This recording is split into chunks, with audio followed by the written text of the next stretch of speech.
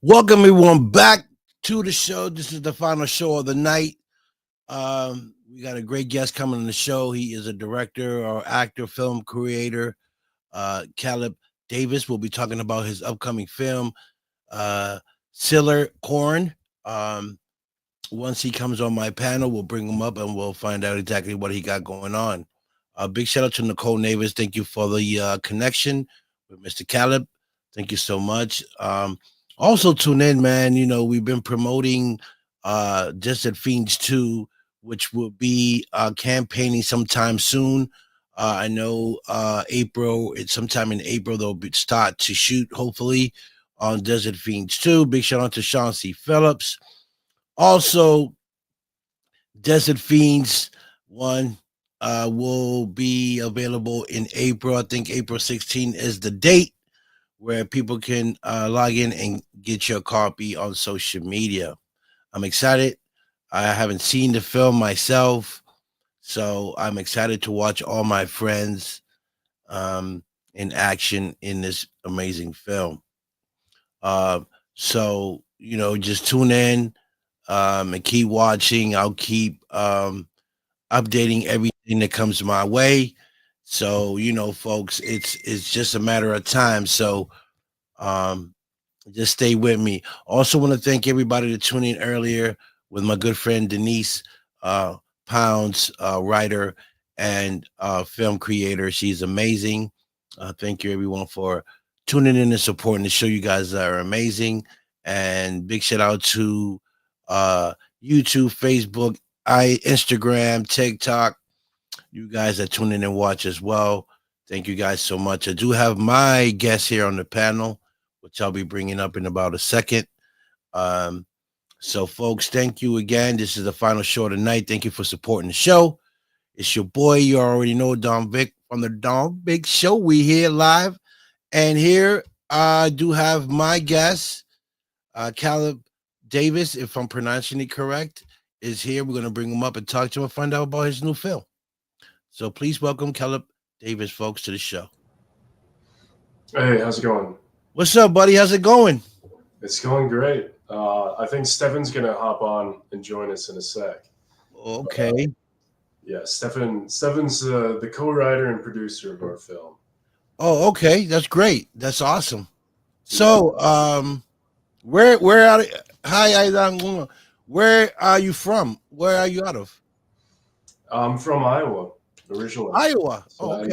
that's where I am now too. Okay. That's where we filmed Killer Corn.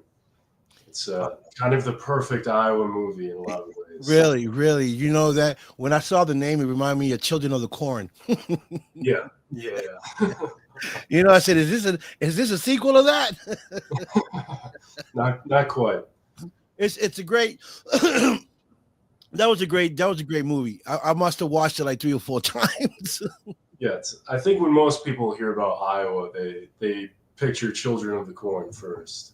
Right. So, how long have you been, in the industry? It's professionally for about 4 years. Okay, kind of like graduated college, but okay. I've been making films since I was a kid. Mm. Starting when I was like 11 or 12, so from a pretty young age. And I was always a writer first. Okay. That's kind of how it started with storytelling and art. I was always just kind of writing short stories and things like that, and then gradually kind of moved more into film as time went on. Right. So, what actually inspired you? Like, what clicked into your mind and said, you know what, I'm going to start filming? What clicked in your mind and said, I'm going to do it? For this film specifically, or for film in general? Film in general. I think I got your partner here as well. We'll bring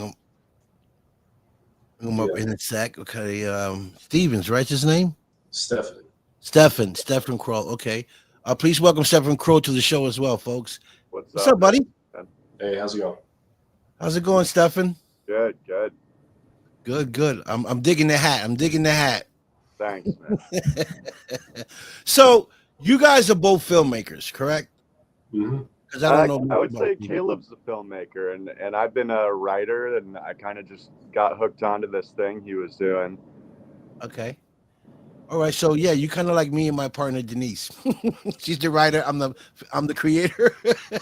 Yeah, yeah. Even the other day, we were talking about a new story, and we have all these lofty ideas, and in the middle of the conversation, Caleb's he like has to take a second to think of how we would film something specifically, and my mind just doesn't really go there necessarily. But it's a crucial part of filmmaking. You know, you got to be able to make the film. Yeah. Stories are great, but you can't always adapt them to a screen. We definitely found that out with Killer Corn. You know, you got to tweak things in certain ways to make it work on a practical basis on an extremely low budget too. Right. I mean, low budget films are, uh, like I see some low budget films where it's a great story, but the equipment they use is not quality, so it makes a good story kind of like a all right story. Yeah, Just because of the filming or maybe not the right angles, you know. But I think that if you have the right equipment and the right director behind it that knows how to take the angles and the shots, I think you can do a movie for $5 and it'll look like industry film. You know what I mean? Yeah, it's how you use the equipment that you have. You know, I mean, you can have a pretty bad camera or not enough lights, or be kind of missing a lot of these essential equipment needs. Right. But if you know that camera inside and out, and you know exactly how to capture the best image out of it, that gets you most of the way there. I mean, you can, with nothing, create a pretty good looking film in the end if you take the time to really kind of plan everything out and design it in a way that's going to look right. Yeah, I mean that's a huge problem in indie films. Yeah. And that's something that we really strove to try and punch above our weight class a little bit.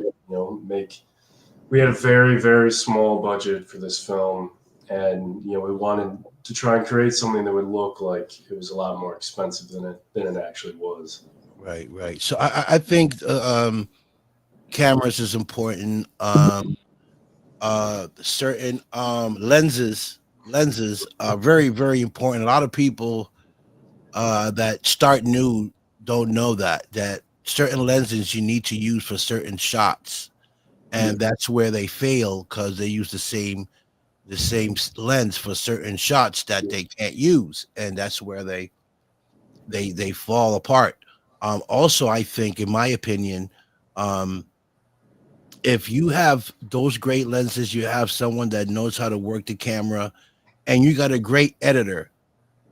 You, like you said, you don't need a high budget film to make it look industry, look like something you will watch, in the movies.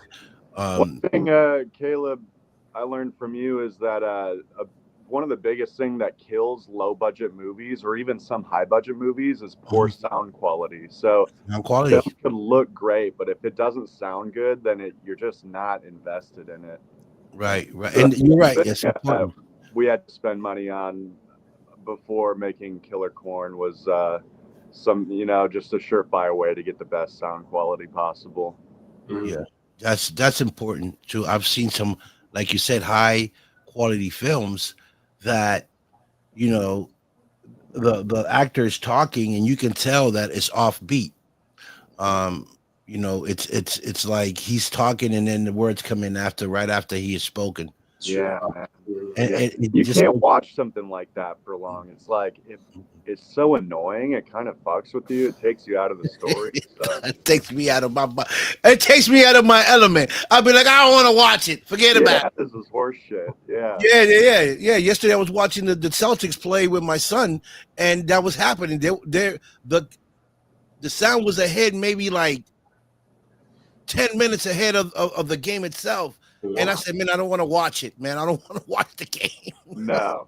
No. So I can just imagine a film, you know. Oh, yeah. So this is why it's so important to put the best, I think, in my opinion, to put the best that you can into a film, even if it's a low budget film, because you want to put your best out there, right?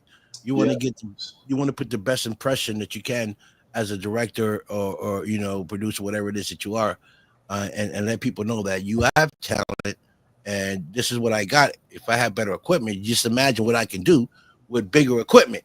You know what I mean?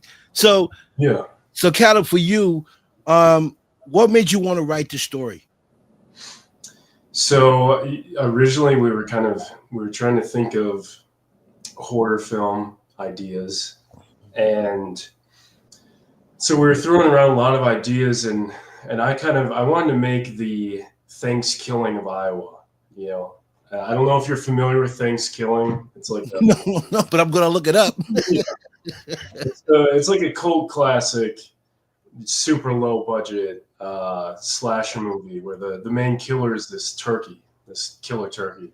Wait, I think I might ran through. I think Yeah. I didn't see it, but I thought I seen the previews of that, like a turkey killing stump or something. Yeah, it's a terrible movie, but it's also fantastic. It's great. and Right. and so I wanted to make the Iowa version of that, you know, something that would play off of our location here and be kind of this really eye-catching idea, Right. but also something that would have like some more depth to it and be a little more interesting of a story. You know, like I said earlier, we started as writers, so we care a lot about the story and the characters and really kind of creating a good drama that people are going to enjoy. Right. And then, you know, kind of thinking about some of the real topical issues in Iowa right now. Like we have like some problems with farm pesticides and fertilizers and these very toxic chemicals getting used in all the farm fields around here that then kind of seep into, you know, livestock, people's water, all kinds of things. And Iowa actually has the either first or second highest growing cancer rate in the country right now because of that. Really? Chemicals seeping in. And so Killer Corn kind of takes that concept and dials it up to 11, you know, Wow. where instead of people developing long-term cancer from the chemicals and things like that, instead it's, you know, a little more classic horror movie where, you know, he gets infected by these chemicals and turns into this corn monster. You know, so kind of creating this analogy to the greater issue. Yeah, there's other elements to it too. It's a complicated story. It's also a family drama. Really? The main character, the protagonist, he's like an 18-year-old kid. He wants to leave the farm and start a life in the city, and his dad kind of, you know, is very reluctant to let him do that. And so this conspiracy is hatched that results in the main character turning into this beastly creature and having to seek revenge for how he is wronged. So it's also very relevant in Iowa, all these small farms getting eaten up by big agriculture, and how it's really sad to watch, honestly. Wow. Do you have a trailer to this? Yeah, We have we do. a trailer out right now. Oh. Yeah, it's on YouTube. About Killer Corn. What's the name of the trailer? What's the name of the trailer? Is it Killer Corn? Yeah, Ciller. Ciller Corn? Yep. Let me see. And teaser. Let me see if I can pull that up, and so we can take a look at that. Oh man! So, how'd you guys connect? We originally met through a writers group. We kind of had mutual friends, and we kind of had this writing group get started up, and like a writer's workshop kind of thing where we would share each other's writings and critique it. And then for various reasons, the writers group kind of fell apart, and I kind of co-opted it and turned it into this filmmaking group and took all these writers and forced them to become filmmakers. So Okay. Yeah. Give Yeah. me a sec here. I think I might have something here.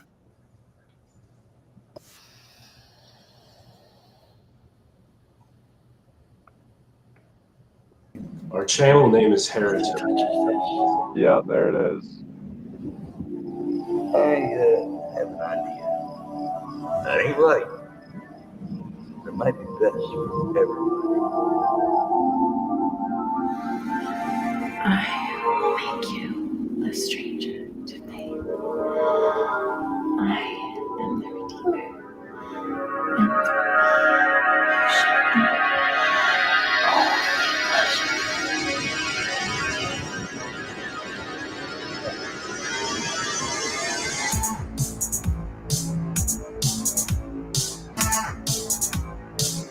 Okay. I love that. You know, the quality is awesome. Thank you. Yeah, the quality, it looks really good. It looks Hollywood status type of film. I like that. And that's what we're talking about, going back to quality of filming, and that's a movie I would watch. Yeah, You know, that's good. That's great to hear. right. I would definitely watch that. And it looks interesting, you know. Yeah. Yeah. So I mean, who made the teaser? the Sorry. the very first scene, it's going to get your attention, and it's Really? basically just Yeah. one thing after another from there. It's a very tight plot line. There's not a lot of slack. So, yeah, man, Caleb really knows his way around a camera. He had the vision, and we had some guys come up from Missouri, Jordan and Seth. Some cinematographer and light guys, so or sound and light. So we did have some really good help on this film too, and yeah, it's very pretty. It's going to be a pretty film to look at, if nothing. Cool. Yeah. Yeah, some of the shots are beautiful. Cool. I mean, I just saw that little bit, and it caught me. I want to watch the whole thing now. I want to watch the whole thing now. You know, and that's what it. You know, I tell my friends, because I'm also an actor, right, and I'm also a film creator working on films myself with some partner of mine's, and you know, for me personally, that's the important thing. Have a great story put together, great great shots, great sound, you know, and great shots. Um, and that pretty much make the movie, man. I mean, that's, you know, great actors, of course, but you know, if you got good, I've seen some movies that the storylines weren't really too good, but the shots, the recording, whoever did the work did so good behind the camera that I ended up watching the thing, you know, because it was so clear. It looked just so real. I felt like I was in the movie. You know what I'm saying? Yeah. That's the beautiful thing about film is it's this medium that has so many different, really challenging aspects to it, different elements going into it. You know, there's incredible work done with sound design and cinematography and acting. And if one of those elements is good enough, people will watch it just for that. You know, I mean, I've had the same thing where, you know, a movie's story isn't that interesting, but the visuals are so captivating that you keep watching. Right. You've been involved on shoots like that too, Caleb, where you're hired as a, you know, one role or the other, and you think like maybe the story's lacking or something, but you're still compelled to do your very best and make that whatever you have control over, maybe the best element of the movie. That's got to be weird though, to work on a movie or, you know, a project that you know is not going to be that good, but you still have to like put in the work and pull some weight. Yeah. See, to me, that would bother me because I'll be like, man, we put in all this work and it's looking sucky. We need to maybe regroup and make this, you know, and make this look really good, because I look at it as a waste of time for everyone there, you know, waste of money. I don't, for me, I don't want to put out a bad film. You know, I don't want to put it a bad film. One, because my name's tagged onto it. Yeah. You know, and second, I don't want to be known for those type of films. I'd rather wait a year if I have to, right? And do all the pre-production stuff first and get the right crew, the right director, the right producer, the right line producer, the right everything, and then say let's move forward because I know I got a great team and everybody knows what they're doing. And now let's put the story out there. You know, Yeah, we've gone to great lengths, like Caleb said, to really punch above our weight class with this movie. There are a couple instances, a couple scenes we had to reshoot because they just were lacking for one reason or another, and it was agonizing to reshoot those scenes. It was at the end of a 20-hour day, and we're like, we got like a few more hours. We gotta fill this time with something. So you get the extension cords, drag them outside, and like 1 a.m, and everyone's pissed and tired, but you still have to like set the scene up and get the shots, and everyone put in the work to do that. It's pretty incredible. right. And there's another scene we had to reshoot. One of the special effects, we got this dummy head and filled it with balloons full of like blood and pus and corn. Yeah. And we took okay, so Caleb did the test shot weeks beforehand. He shot a watermelon with a 12 gauge and like a hollow point. Mm-hmm. Yeah. And the watermelon fucking exploded, dude. It was crazy. Yeah. But then on the day of the shoot, we shoot the head, and it just kind of, it was anticlimactic, you know what I'm saying? It just kind of like collapsed the head, and we only had one head that day, and so we had to go back weeks later and reshoot it and tweak a few things, and man, we got that shot. Yeah, it would make a huge mess in the barn that we had to clean up. It was crazy. But those are the great shots, right? Those are the really good shots, you know. And you know, Caleb, you know Nicole. You know that's how we met through Nicole, and I was in the film Desert Fiends with her, and her son did a scene where his hot head was cut off. So you know that took a long time to get that shot done. So I understand what you're saying, you know, and then you get on set and you shoot the guy and the head doesn't blow up the way you have it in mind to blow up, and you be like, man, I got to reshoot this again. and time is important, you know, because you want to shoot that scene and jump right onto the next scene, and when something doesn't work out, you got to be like, man, now how I'm going to move on to the next scene. Let me shoot the next scene and then come back and shoot this scene, which is a great thing for us as directors, actors, because you can always edit. You know, the editing, that's where the magic happens, is in the editing. So who edits for you, Caleb? So I edited the teaser trailer. That was good. Good job. Thank you. Yeah, I do quite a bit of editing. You know, I work full time making commercials for TV and stuff, and so, and I usually do all that editing myself. So I'm a pretty capable editor. I think we probably are going to try and find another editor for Killer Corn just to help us finish it and manage all the files and everything. It's an insane amount of data that we have to go through. Wow. It's like 13 terabytes of footage. Wow, it's a lot. Yeah. Right. And so, and it's good, and because that way you can focus on what you need to focus on, you know, and that's why it's important to have a team. You know, you got Stefan doing one thing, you're doing what you need to do. Stefan does what he had to do, and that way everybody can focus on what they need to focus and bring their best work out.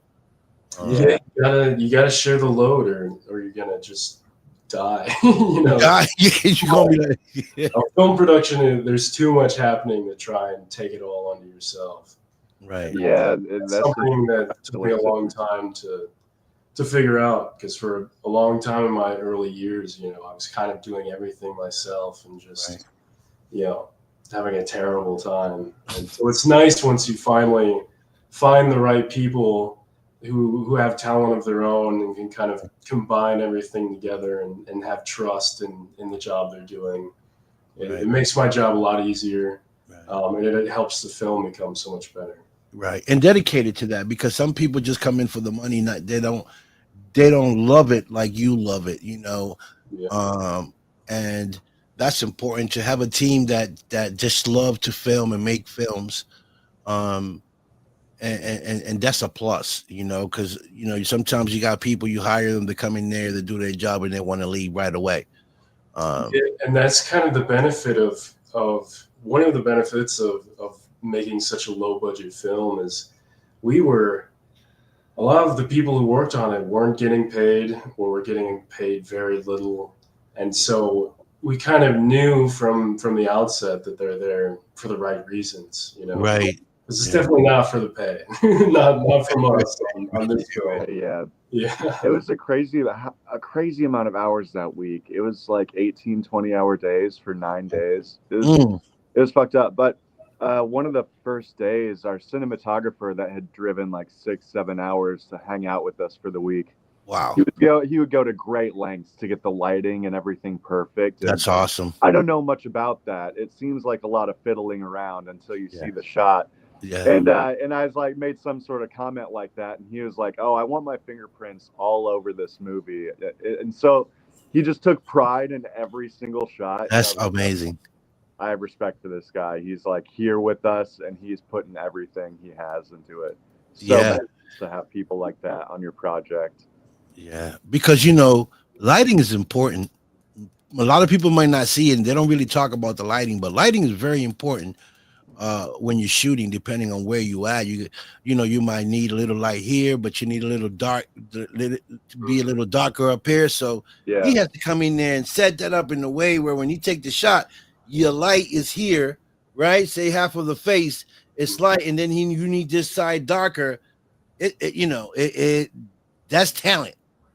it's so nuanced. Yeah, it's super super nuanced. Yes, you have to know what you're doing, and if you got that type of person, man, you got a great guy, on your team. And the fact that he drove so long and he wants he's trying to make a name for himself, and that's great. So, how long is this film, and when are you planning on releasing it? So we're not gonna release it until all the way out in fall. We're hoping to be finished within fall and have a release around there. We'll kind of see exactly. Still not quite sure exactly how that'll go, but that's kind of our goal right now. And the movie, the runtime, we don't have a solid runtime yet, but we're aiming for about 70 minutes. Okay, So a pretty short feature film. Pretty nice and quick. Very tight story to watch.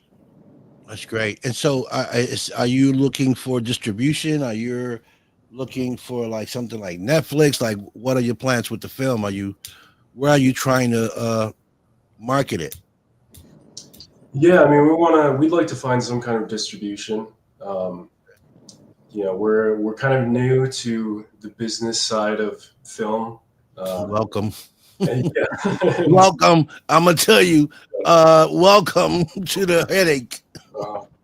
Yeah, so we still kind of have that big hurdle to figure out as far as trying to find a distributor and everything like that. Our goal right now is to just finish the film, keep getting the word out there about the project, Right. and hopefully grow more and more of a following, and then fingers crossed we'll be able to figure the rest out when the time comes. yeah. I mean, what's the best case scenario?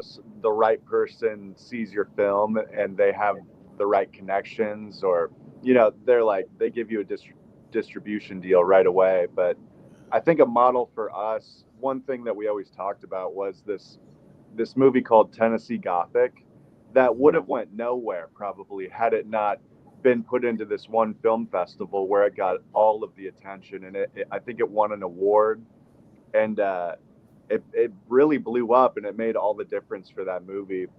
And so things like that can happen too, like just the right person at the film festival sees it and they know where to take it. But yeah, we were talking to Nicole Vegas about this a little bit. She kind of made my head spin talking about it. Well, if you can imagine. yeah. Well, and Nicole and I, that's my best friend. I known her when she first started this. When she was maybe like weeks into it when I first met her, she came on my show. We spoke about it, and in 4 years of her doing it, she's worked so hard that she made a name for her. She's making a big name for herself, and she produced her first film, which was Desert Fiends, that I played in, and now she's working on Desert Fiends 2, on she's hopefully working in April. But a lot of the stuff that I know is because of her, because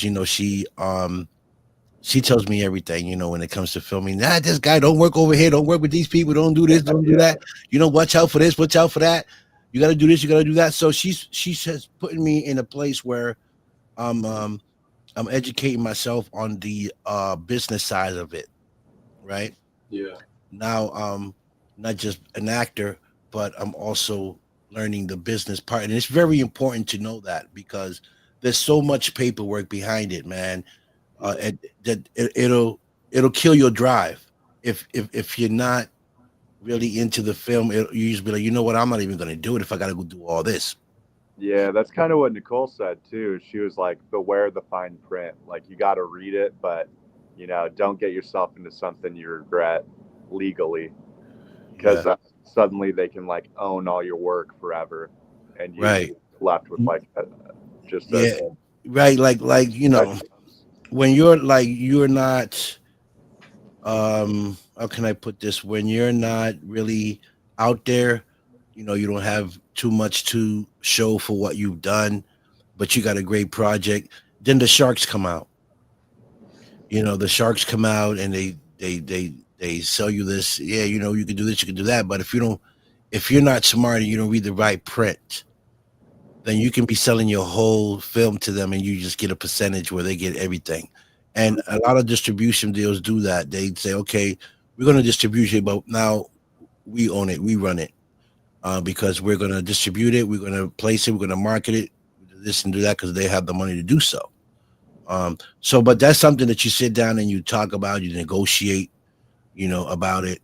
And if it's something that you feel that's a good deal, then you do it. And if not, then you say, no, I'm good. You take your chances. So, these are things that I'm learning as I go as well. Product placement, also another thing that you need, to look at. So say you have in your film, you have someone driving a Jeep, product placement, you can call a Jeep, say, hey, we'd like for you guys to do this and that. We have a Jeep, one of your products in our film, would like for you guys to help us out, sponsor or whatever the case may be. And that helps you get funds too, for projects. True. Or maybe you have a scene where you got pizza, you want to reach out to Pizza Hut, say, hey, we got this shoot where pizza will let you use your product in our film. So it's a lot of negotiation, which you can do. It takes time, but it's possible. And it's just too much when you're trying to do it the right way. And when you're not taking any shortcuts, it's hard, bro. It's really hard. Too much work, too much researching, collaborations with people. So this is why I know now, when someone says, yeah, it took me 2 years to get this film out, or 3 years, I had this film that came out 3 years, because you got to go through all that paperwork, all this combination, sit down with investors, how I'm going to get my profit back on top of, my percentage, and how, so you have to put a package deal together, bro, to sell it to the blind man to buy it. You know what I mean? To say, hey, this is my package deal, and I guarantee that you're gonna get your money back plus your thing. Blah. This is so it's hard because people taking chances on investing money into a project that they really don't know about. So that's the hard part about being filmmakers and not having a following, or even have work behind you that can vouch for you.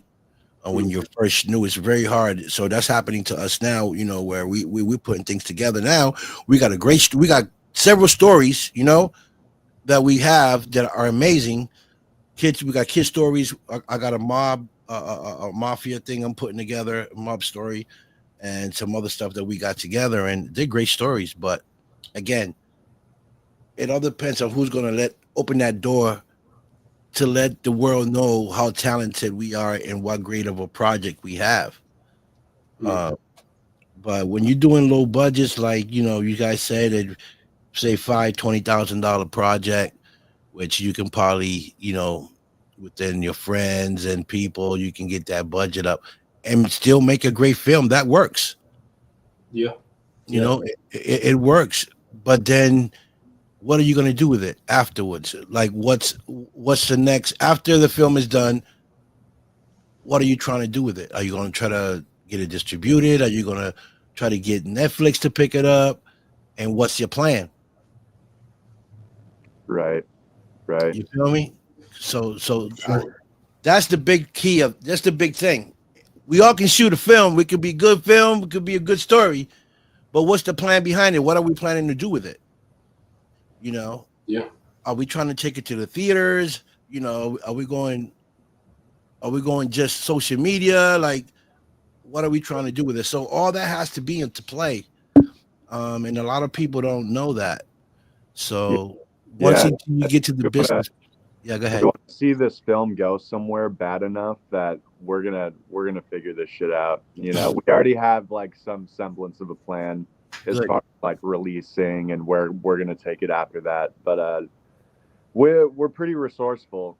I mean, we made this on a total shoestring budget, and it's pretty miraculous that it even happened. You know, so I think we're like we can pull enough resources and favor and just figure something out. You know, like you're saying, it's such a learning process and you got to beware of sharks out there. But yeah, if there's an avenue, we're going to find it. Right. Yeah. And that's key. So, you know, collab, Caleb, after this, is there something else you got in mind that you're planning on pushing right after this film? Yeah, we're actually writing our next film right now. It's at the moment it's called TikTok. Okay, great. Yeah, good timing, right? Yeah. It's about this sort of demonic grandfather clock that can control time and eats people, basically. Consumes people. Okay. Yeah, and kind of traps them in these death loops, and so it's like these 5 social media influencers who are all kind of their own caricature of these social media people we'll see online, and they get stuck in this house with this killer clock that can control time and uses time manipulation to keep them trapped in the house. And you know, it's going to be a very psychological film. Still kind of have some schlocky humor to it. Still have plenty of gore for sure. Right. And how'd you come up with this film? Like what made you want to write about a killing clock? You know, a killing clock. I don't even remember how I yeah. Stefan is like a killing clock. Gee, how I want to pull this off. You're in the writer's room and some shit sticks, you know, things float up. I remember like 3 years ago when we kind of first started this thing, we had a whole list of ideas that we had talked about and workshopped, and we had to narrow it down to, what was it, like 5 or 3? We had to narrow it down to 3 feature films that we wanted to make, and then like 9 short films that we wanted to make. Wow. And we knocked out all 9 of those short films last year, and one of the features. And now we're in pre-production for the next one. So a lot of those short films are still in the editing process, and obviously Killer Corn's still in the editing process. Okay. Ton of work to do, and a lot of the burden is on Caleb's shoulders because it's his expertise, dude. And I sit down at that software and I break out in a cold sweat And I'm Right, like, right. oh, fuck. It's Yeah. not. I could get better at it. I have room for improvement, but we have some other friends, Max and Michelle and Ross, helping us out. They're in the group, and they each took on their own short film that we've got the data, and they're kind of sculpting it in these weekly workshops. So all of the burden is on Caleb's shoulders. So that's, I mean, we're working through it. Right, right. So, Caleb, what do you find is the difficult part of this for you? The most difficult. Yeah. Hmm. Uh, the most difficult is probably. I think the most difficult is probably just writing the initial script and Itself. really just trying our hardest to write something that's going to be compelling and have the right pacing to it. Because I mean, once you have a really good script together, the rest of it can, it doesn't operate on autopilot, but it helps to have a good script guide you through everything else. If you know who your characters are from the script, it's going to be a lot easier to cast for those characters because you already have a very keen sense of who they are and who's going to fit into that. Right. And if you have a good script, you're gonna, the shots that you're gonna need for each scene are gonna naturally flow from that page. You're gonna be able to very easily kind of come up with what makes sense for how it's written out. And so I think it all starts with the script and really just putting as much work and turmoil into making sure it's as good as possible. Right. Have you caught yourself doing a scene where you be like, wait, no, I got to rewrite this. I got to rewrite this real quick and shoot something different? Not really. Not Okay. really.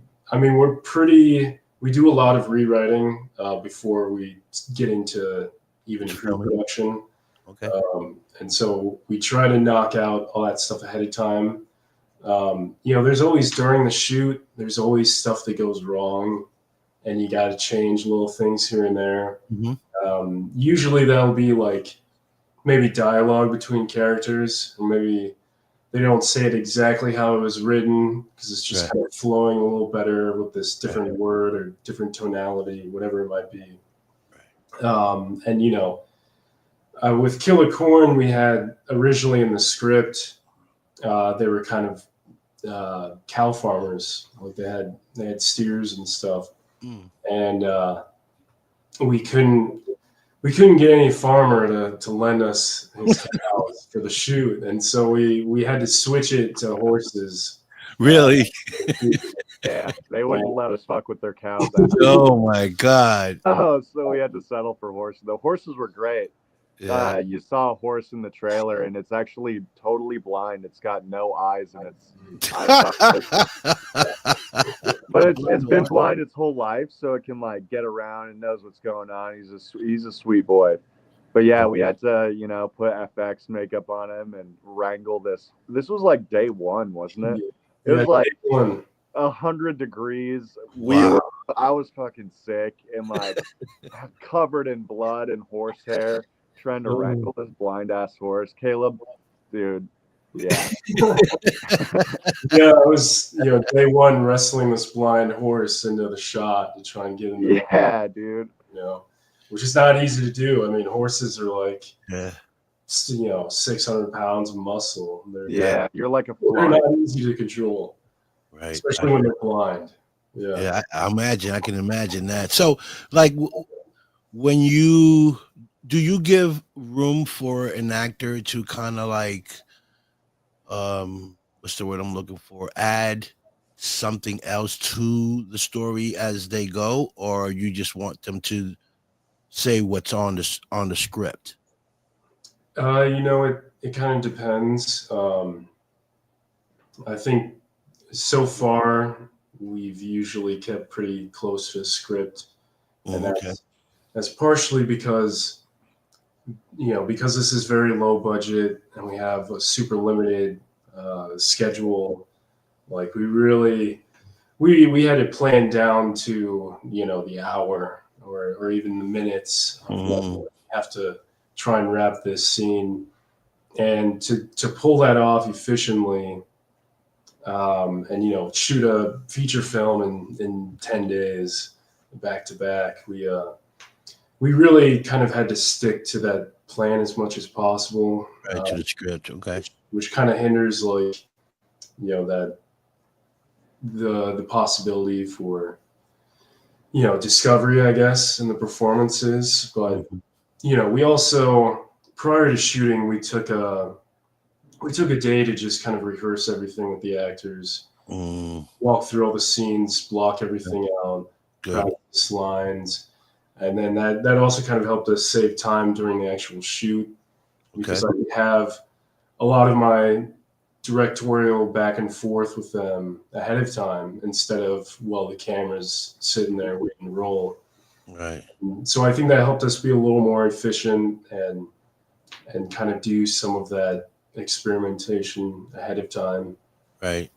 But it is something I'd like to do more of in the future, is have a little more openness to how we're approaching the performances and things like that. But right now it's a bit of a luxury. We can't afford too much. Right. I get it. With Desert Fiends, we did the lines, and Sean gave us room to add anything to it that we thought would make the shoot better, or if we had like a stunt that'll make it better than the one they gave us. He gave us that room to do it, which was great. But I get it, not all directors do that. I just felt more comfortable the fact that he gave us the script and said, okay, this is what you need to say. If you feel like as you're flowing with it, if you feel like you need to add something to it, you just keep going. We'll keep filming. If it's good, we'll keep it. If it's bad, we'll cut it at where we first wanted it to be, which is cool. You know what I mean? And it worked out good. It worked out pretty good. But not all directors do that. That's why I asked you, do you give room to actors to play a little bit with their role after they did their lines?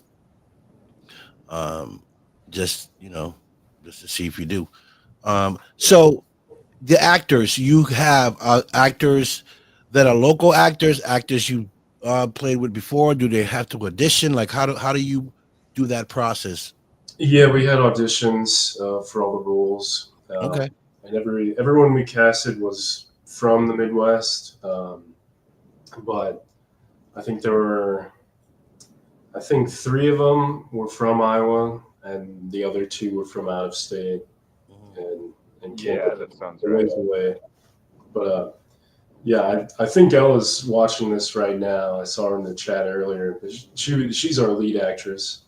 Ellen? Ella? Ella, yeah. Ella Ashland? Yeah. Ella Ashland, Okay. Yeah, she came from Minnesota, I think. Yeah.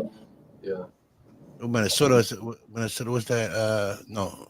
Yeah. Missouri, St. Louis. I was thinking about St. Louis. Gotcha. Yeah.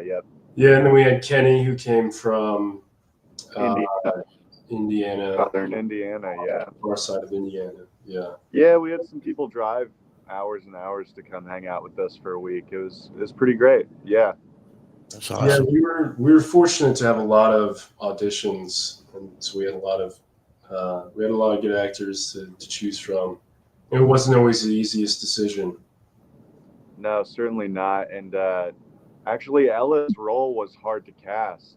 I think she initially wanted a different role, and I don't know if we had to talk her into it or something, but it's just a gnarly character. She might have auditioned for both. I don't remember. I don't remember either, but it was a hard role to cast just because it's the antagonist of the movie, and there's just some gnarly elements to the character that almost all the characters were somewhat hard to cast just because they're all they're all there's a lot of crazy stuff that happens in the film. Well, I like crazy. I like to watch crazy. But I love movies like that. Crazy movies. Yeah. And there's the added element of we don't have a massive budget to make Right. everybody slightly rich. Right. So yeah, a lot of people were there at their own personal cost. You know, we reimburse people for gas and stuff like that. But Okay. to come hang out with us for 9-10 days, it's pretty gnarly. It was hard. It was very hard. Yeah. Well, you know, for me getting into it, I know that I wanted to be exposed. This is what I wanted to do. So I had to make sacrifices, right? And I knew some of the films weren't going to pay me. But if I really wanted to do this and I really wanted to be in front of the camera, I had to make those sacrifices and go places, you know, on my expense, to expose my talent, you know, and that's what people got to understand. You know, if this is what you want to do, you know, you're gonna have to take sacrifices. You're gonna have to take losses, to expose your talent. And you know, some people okay with it. Some people be like, no, well, you know, you got to give me this. You know, I would go over here. Well, then, you know, maybe this project ain't for you. You know, I can't afford to pay for your flight, for your hotel. This is a low budget film, blah blah blah. But a person that knows the filming and knows that they want to be exposed will take those chances and flying out, going there, and doing what they need to do for a project. yeah, we were really looking for people who were early in their career or before even kind of starting their career. Right. But people, you know, trying to find people who are passionate and who care enough about the art that they're willing to make those sacrifices, like you said, and work for free or work long hours and miserable conditions. And we all do that because we love the craft and we love Right. You gotta love it. together to create this story. And you know, I mean, as director, I always feel like it's my responsibility to try and like kind of be the bullhead of that and try to be like the hardest working person on set and try to kind of suffer the most, you know. It's like trying to lead everyone else by leading through by example, you know. Right. Really putting in the work and, you know, trying to be the first one up and the last one to sleep. Yeah, Right. you never leading up to it, you never gave anyone any false pretense. Your mantra was, this is going to be the hardest thing you've ever done. It's going to be long hours and it's going to be hot as shit. Yeah. Suck. And I mean, it was obviously an amazing time, but yeah, it was agonizing. And again, kudos to those people that worked for little or free that came in like to agonize for art. Is so cool. It's so worthwhile. But man, Yeah. some of those long days, like actors out there for like 18 hours in the heat, covered in fake blood, on Yeah. a farm with flies and shit. It's like, Yeah. man, this is a crazy thing to do with your free time just to like make some art. And I really, really respect it. You know what I'm saying? Yeah. But that comes with acting. You know, you those long hours. You know, those sticky days, those hot days. You know, those are part of sacrificing. You know, you have to take.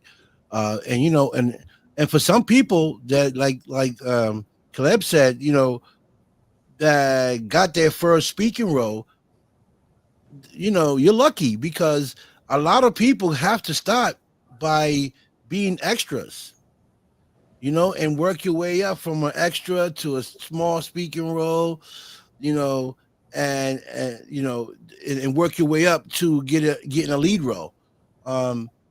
You know, for me, when I first started, I started my first time ever with a lead role. Okay. So you can just imagine me reading and trying to memorize everything, because I was one of the lead roles. Was that for Desert Beans? No, this was for Don Hazel, the gangster. I played a biker. I had my own biker gang, Right. and yeah, and we had a territory. And Mr. Hazel came into Boston, tried to take over our territory, so we went to war. Um, over our territory, he was bringing in some supplies from out of town, and we wanted the supplies and stuff, so we went into a war and stuff like that. But that was my first role, and I played this gangster, biker, and it wasn't easy. I was hoping to get something smaller, like a smaller role, but he said no. I need you to play the lead role because you got the look, you got the gangster look, you got the bikes, and you're the man.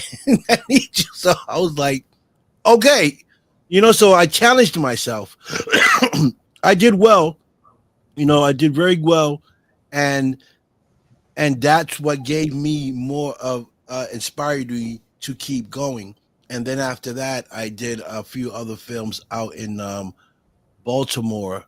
I played an agent for this friend of mine. She played like the mayor, and I was her bodyguard.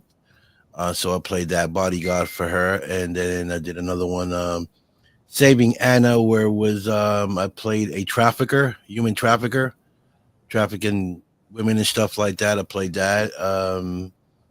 And then I played in Desert Fiends. I played a wannabe rapper. A wannabe rapper. I said, why do I have to be a wannabe when I can really rap? That hurt. Yeah, so it was cool, because the thing with acting, right, Caleb, it's in the beautiful of it is that you get to play different characters, right? You get to play different characters, and then you get that one character that you are not even affiliated with nothing, and that becomes the challenge. Mhm. That becomes, you be like, man, how am I going to portray this character? Like, I don't know nothing about this character, or I'm not even close to him. He's the opposite of me. And when you have to play a character that it's not even in your bloodline, it's hard to play. And that's when your perfection comes in as an actor, to say, okay, I'm gonna find this character, I'm gonna play him to the best of my ability. And that's when um I always like to talk to the writer that writes the script, Mhm. because I say to them, tell me how you see this character in your mind. And Yeah. they say it. He's like this, he's like that, he's like that. And then I take that feed, and then when I'm reading it, I remember the feed, and then I start acting like, like you see it in your mind. Because you give me a character, say, Vic, this is a character, boom, boom. And then I create that character, and then I come on set, and you be like, it's a good, but that's not the character that I saw in my mind. Mhm. Right. You know what I'm saying? Yeah. So that's why I think that having the writer on set is always good, because it's their story. So Mhm. you know how that character plays out. So, not saying that the actor is doing the wrong thing, but because he might know all the lines, but what you have in your mind, you don't see it playing out. So you can sit there and say, okay, you got the role. I need you to play it like this, do it this way, do it that way. Mhm. And that way you get what you want. Yeah, you've got the bird's eye view of the whole thing. Right. Because I heard some directors don't like the writers to be on set. Well, we're both. So we're the writers and director producers. So we Yeah. we're Yeah, already yeah. I mean, in that situation. Caleb's really good at dialing in on Good. actors' performance. That's awesome. There are just a couple of times where I'm always on set helping out, doing whatever, and watching the performances. And there were just a couple times where on scenes that I wrote, I just had to like jump in and be like, "Can you like say this way instead? Yeah. Maybe think about you're doing it good, but think about this inflection instead." Right. You know, where like in my mind that you write it a certain way, and you think it's obvious to you because you wrote it, but it's Yeah. not obvious to the actor you can interpret things a totally different way. Well, Exactly. and You don't maybe pick up on the sarcasm or whatever. and Stefan writes particularly weird dialogue, so it's even more challenging to help the actor understand. Yeah. One of the Stefan is more like you're rocking. Hey, I need you to do it like this. Ride the roller skate the way I told you to ride the roller skate. Yeah, exactly, dude. One of the lines was it was just the phrase "baby winky hands." Baby winky hands. She kept saying it a certain way, and I'd be like, "No, it's like baby winky hands."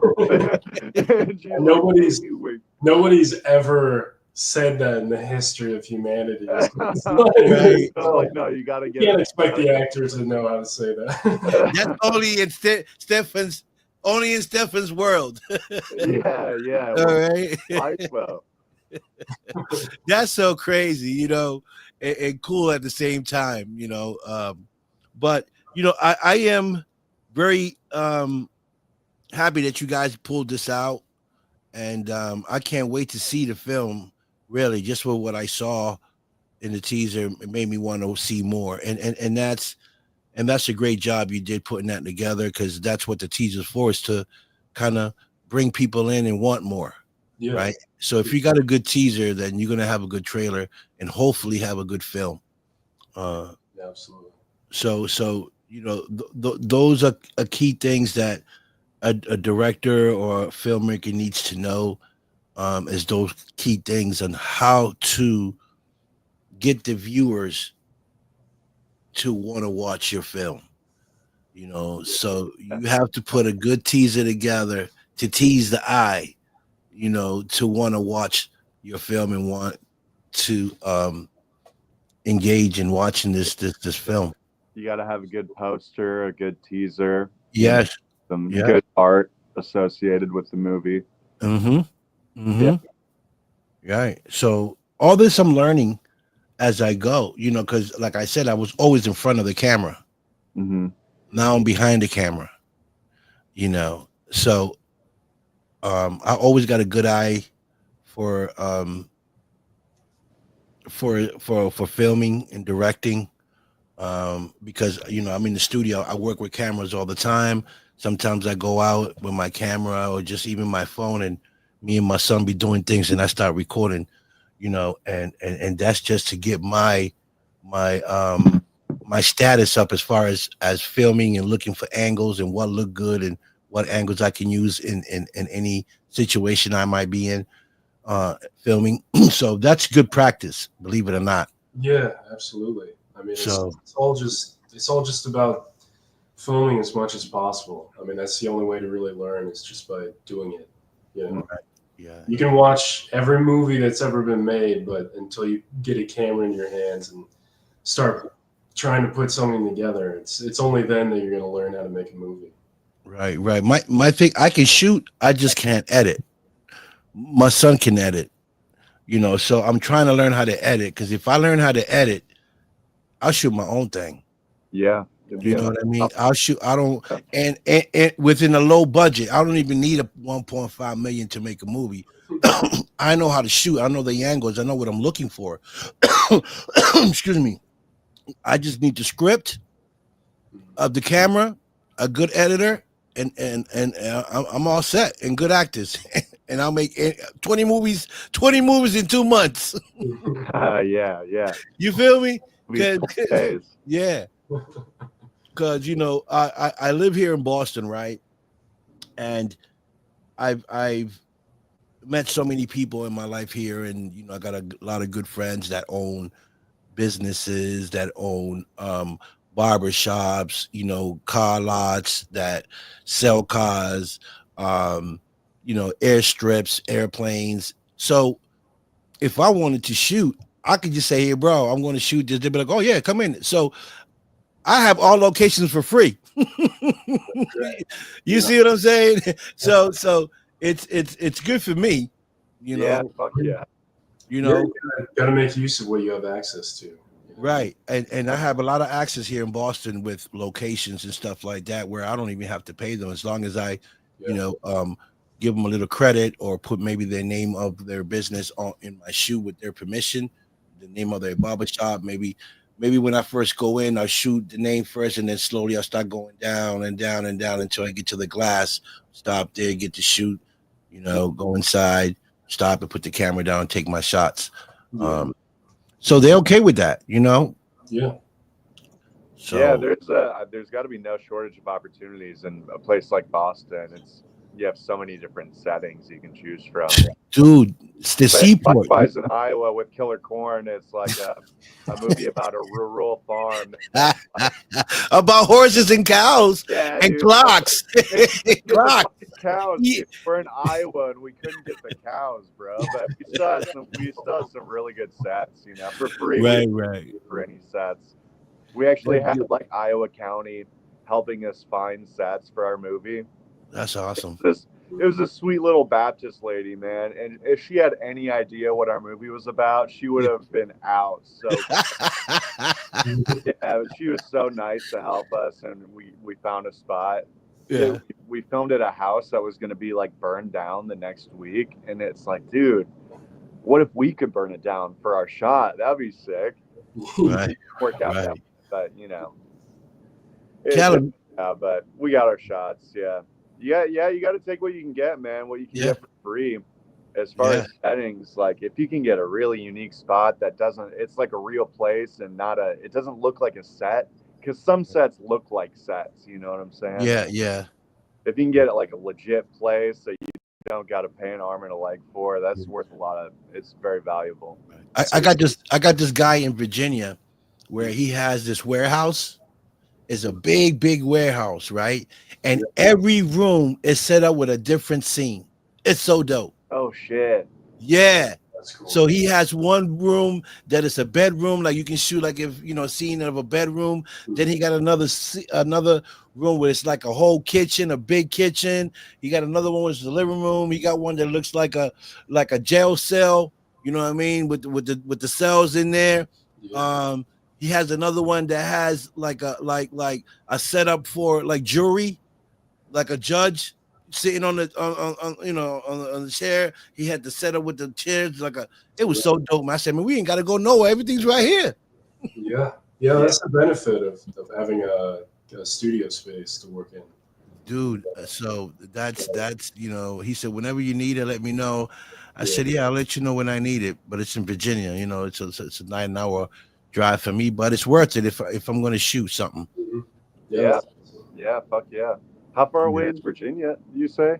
For me, it's like 9 hours. 9 hours. Yeah, I mean, but it's because he's deep in Virginia. You know, if it's like at the beginning of Virginia, it'll probably take me like 7 hours, maybe. You know, it all depends because Virginia's big.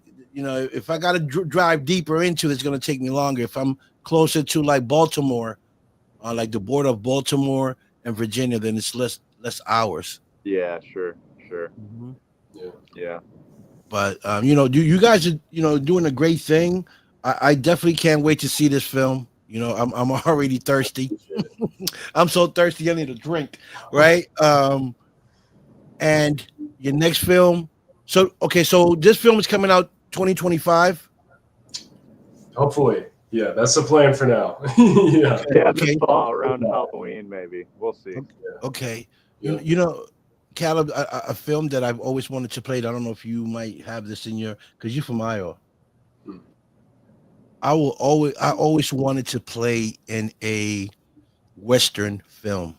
Oh, sure. Yeah. A cowboy film. Since you got that blind horse, I can drive the blind horse.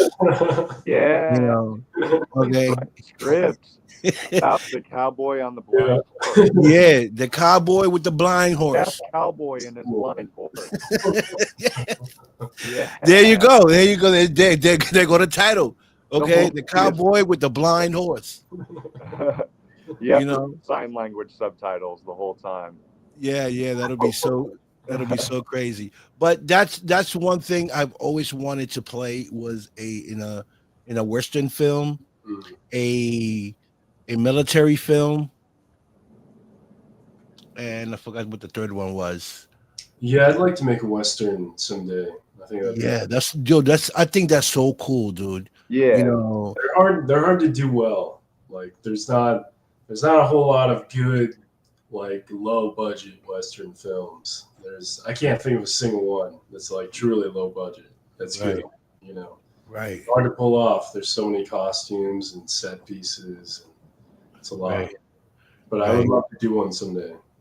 right. Yeah. That'll be so dope. hit piece would be hard to pull off on a low budget. It can be done though. Yeah, yeah. If you got the right location, you can do it. You know, you buy some vests. I have vests, right? Like the bikers wear. Yeah. You know, you get them to buy those probably you can get them cheap, $20. You know, a vest, different Yeah. colors. You know, have that a hat, cowboy hat will cost you, I don't know, $15. You know, the boots would probably be the most expensive things, and then the gun things, the gunnies, you can probably rent that at a studio. Or just use real guns. You know? Yeah, you go. Loaded too. Yeah, loaded. You have that. Yeah, so that's the thing. Military movie I will definitely love to play, and a Western movie. Nice. I could see you being in a Western movie, but you got the Boston accent, so it'd be an interesting mix of like, I'll say howdy, boy. I said I'll play anything you want me to play. yeah, hell yeah, dude. Okay. Fuck yeah. I've been all the way up there in Iowa. Absolutely. Yeah. Fuck So, yeah. but it'll be funny for me to change that voice because I look Latin, so I will play like a good like Mexican type of guy. You know? yeah. Sure. You know what I mean? The poncho and everything. Yeah. Yeah, you know, Sancho Panza. Yeah. 100%. That was good, Stefan. I like that.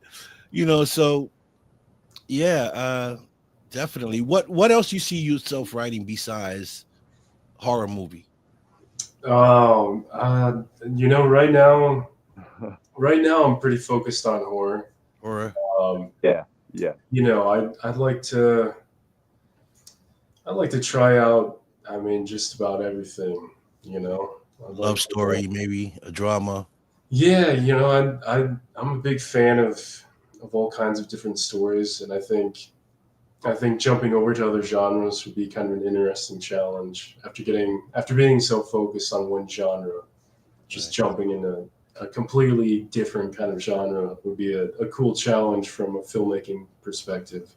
Right. Mm. So I don't know, drama, like thriller, stuff like that is probably what I would lean towards. Yeah.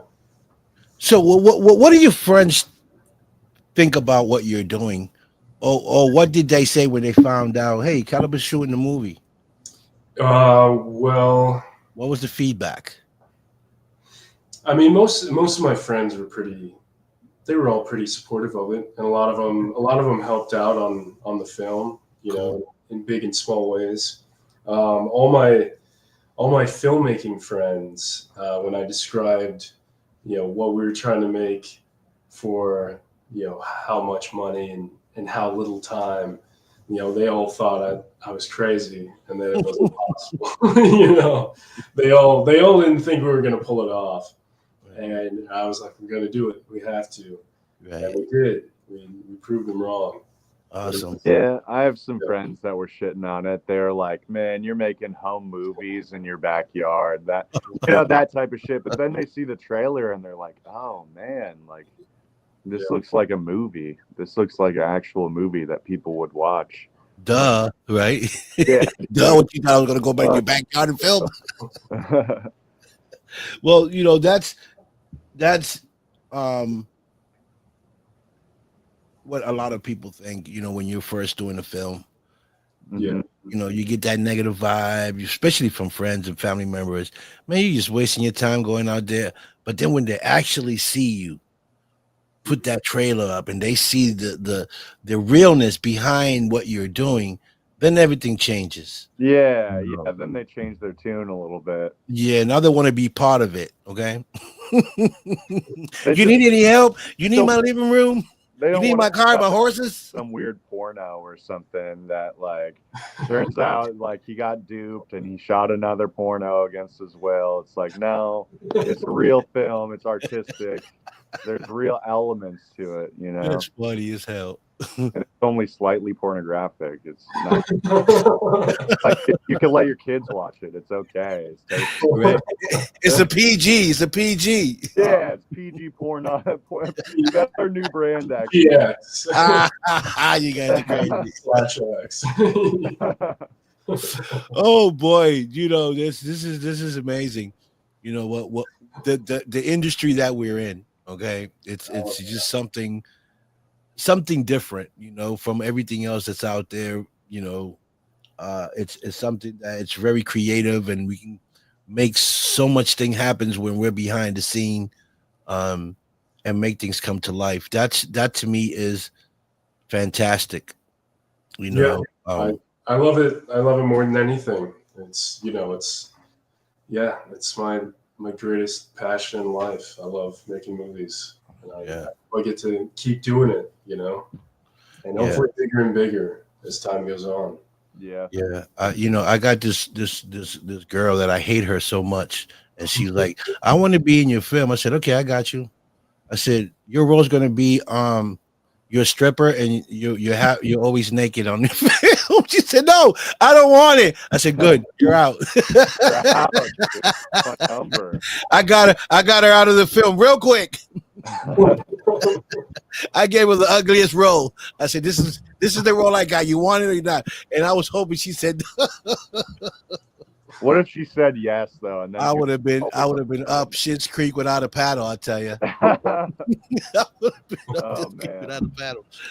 Oh boy! But you know, I'm glad you guys, you know, put this together at the little bit of shorter times that you guys had.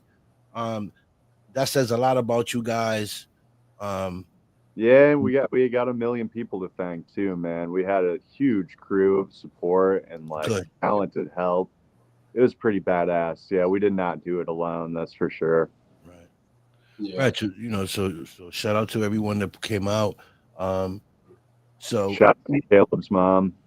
Yeah. I don't know who she is. I'm just laughing because Caleb is laughing. I don't know. It was a faux pas. We didn't give her a shout out last time. It was fucked up. Shout out to Stefan's mom too. Whoa, dude! Don't be shouting. Do not shout extra out. Special shout out to Stefan's mom. Enough. Okay. Shout out to Max too. Max was sad we didn't include him last time. Right. He made some food. He made some really good food. Yeah. Cool. You gotta feed people. You gotta feed people, Don Vic. You gotta keep people fed or they get fucking mutiny, you know what I'm saying? Yeah, no, I tell my people to bring their own lunch. Really? You know, that's me playing. No. You know, we're trying to run a good production team, you know, where we're trying to get everybody some money in their pocket, feed them. We're going to try to fly some people out, certain people out. We do have Sandy Johnson that's going to be on this film. If you don't know who she is, she played in Friday the 13th. She was Michael Myers' sister. She played Judith. In 1978, she was the first one that came in that much. So she's a very good friend of mine. So I got her a role in this film. Yeah. So, you know, it's all about treating people good, right? And wanting them to come back for more. Yeah. You know, and building a great team. It's my mission to build a great team, a great cast, because that's my position. You know, and producing and putting the right team together and bringing the right actors. And because I do know a lot of people have been doing this for almost 8 years. So, you know, I know celebrities, I know all types of people, boxers, you name it, been on my show. So depending on who I work with, if they need someone or they got a character that needs to be filled in, I can call some of my people and say, hey, well, I got this person if you want to reach out to them. And I bring certain people to certain projects. Kind of like Nicole, kind of like what Nicole does. Yeah, yeah, You know? yeah. Nicole seems like a good person to know. She's been super cool and generous with us. Yeah, She's amazing. I mean, that's the person to have on your side. She's super cool. She can sell anything. Okay. I get that She impression. can sell anything. Trust me. You know, I said, Nicole, you know, you have the perfect package. Okay. You're a good speaker. You're good looking. You know, you know what to say at the right time. You can sell anything. Anybody will want to be in any project you're in. Okay. She starts laughing. She's a powerhouse too, man. She's so She is. high energy. She can just Yes. go, boy. man. She is. She's so ADHD is off their hinges. I tell her all the time. Yeah, yeah, hell yeah. Yeah, So- she's talking about how she drank like 3 energy drinks before the podcast we did. And Yes. she was zooming, dude. Yeah, she is. She's always like that. She's always on the go. I said, Nicole, I don't know how you do it. Yeah, that's awesome. You got to have people like that on a film set, man. Yes. You know, we filmed. She never let me help her. I couldn't touch anything. She's like, I got it. And with 5 bags on this hand, she was like, no, leave it there. I got it. Okay. You got it. I'm not helping out. Let me go chill out. You know what I mean? Smoke a cigarette, do something. Yeah, yeah. Yeah. So how did you, Caleb, how did you meet her? We had our teaser trailer show at the premiere of Desert Fiends. Oh, okay. So we kind of met her through that. And I think she previously kind of known a friend of ours, Jamie, who had another film trailer that played at Desert Oh, Fiends. Jamie. Yeah, I think I know Jamie. The guy, Yeah. Jamie, right? Jamie, the guy. Yeah. Yeah, he's he made an that actor movie, in- Are You Dead Yet? Mhm. Okay. Yeah, but he was an actor in one of our short films like a year ago or something, and so we've stayed in touch, and he's been a great help with, you know, giving us advice on some of the business side of Yeah. film and helping us get better at marketing and networking. Oh, yeah. Yeah, Jamie's the man. Yeah, he hooked us up with Nicole and Doomsday's Crypt podcast, and now this one, man. So Right. one thing leads to another. You know how it Right. goes. Yeah, I mean, you know, I do know a lot of podcasts. I can, you know, connect you guys to so you guys can keep promoting. Absolutely, man. That'd be. great. It's been fun Yeah. talking to you. That's for sure. Yeah, I mean, they're not as cool as I am, but you know, they're good people. No. You know what I'm saying? They can't say what I can say, but they're all right.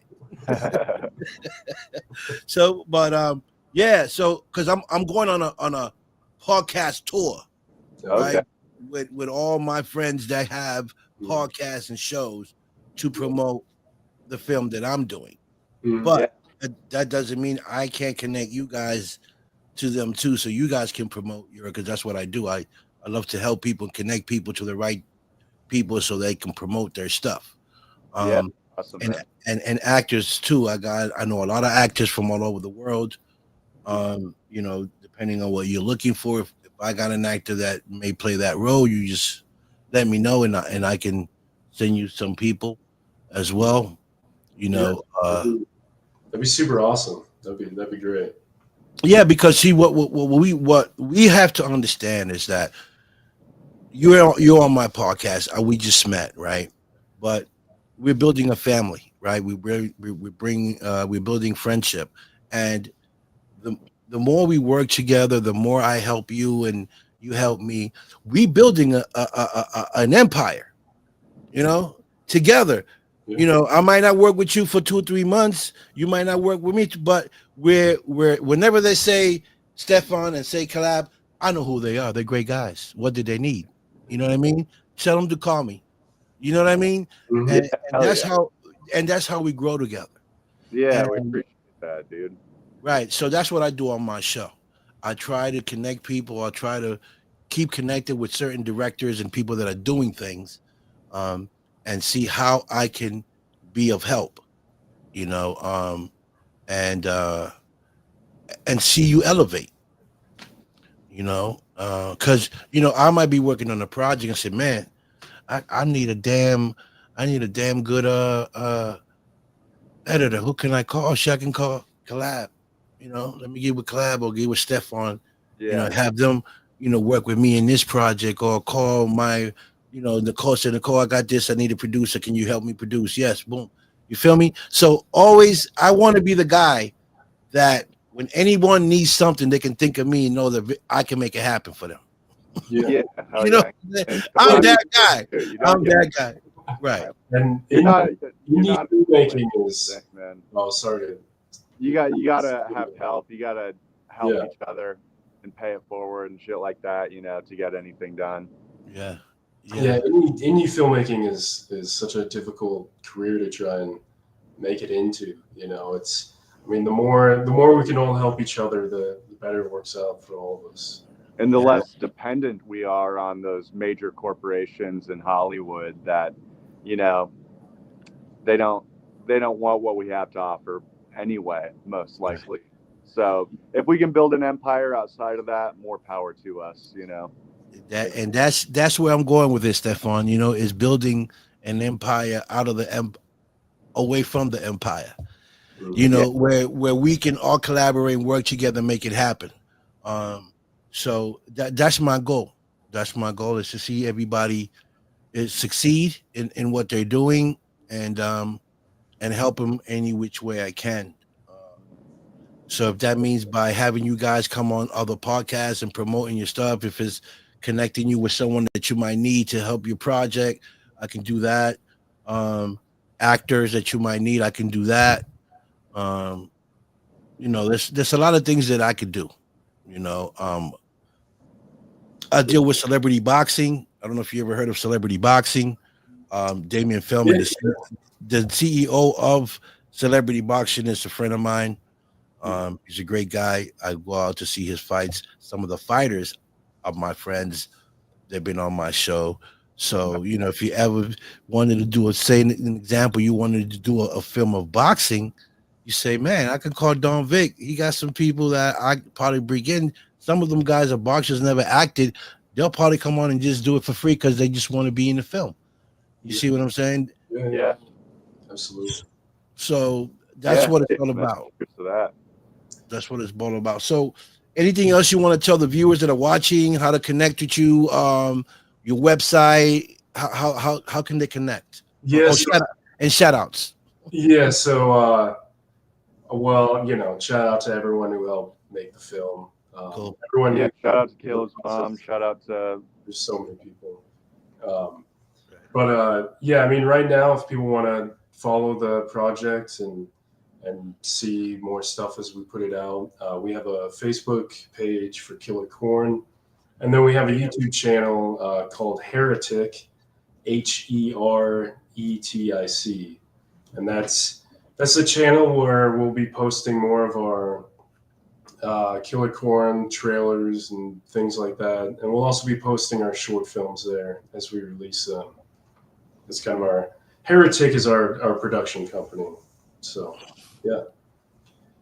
Facebook page and the Heretic YouTube channel. That's where you can find us. Yeah. Yeah, and thanks for having us on, man. Yeah, thank you so much. Yeah, it's a pleasure. This is what I do, and I love doing it. I love meeting people from all over the world, which I know is plenty. And it's all about helping one another and seeing everyone going on to the next step, uplifting each other as we can, and as we go. So I want to thank you for coming on the show. You guys been great. I'll definitely keep you guys connected. And I'm here. You guys need me, I'm only a text away. And hopefully I'll see you one day on our set. Yeah. And good luck on Desert Fiends. I'm stoked to see that one too. Yeah, what, the first one or the second one? Both of them. I haven't. All right, cool, man. You guys have a good night. Thank you for coming on the show. And Yeah. I'll see you guys soon. Thanks. Peace. Yes, folks, that's Stefan and Calab Davis. Make sure you guys follow them. Great guys. Go on their page and website and check out what they got going on. This is what this show is all about. It's about helping people uplift themselves and connect them with other great people. So I want to thank you guys for tuning on tonight. Big shout out to YouTube. Big shout out to TikTok. All my friends on TikTok. Facebook, you already know the vibes. Love you guys. I'm gonna let y'all go with peace, love, respect. You already know. I'm out of here. Peace. Hold on. Peace.